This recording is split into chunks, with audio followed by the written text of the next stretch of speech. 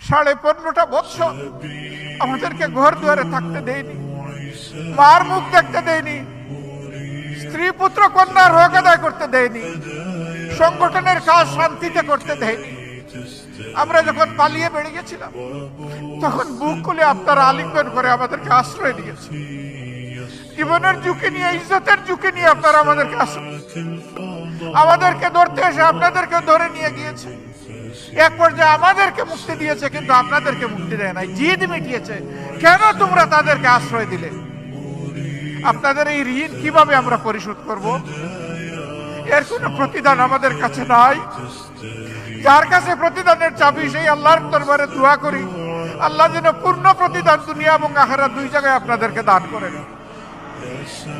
আপনারা শুধু আশ্রয় দেন নাই ভাই, আপনারা সব কিছু আমাদের দিকে এগিয়ে দিয়েছিলেন, হাত বাড়িয়ে দিয়েছিলেন।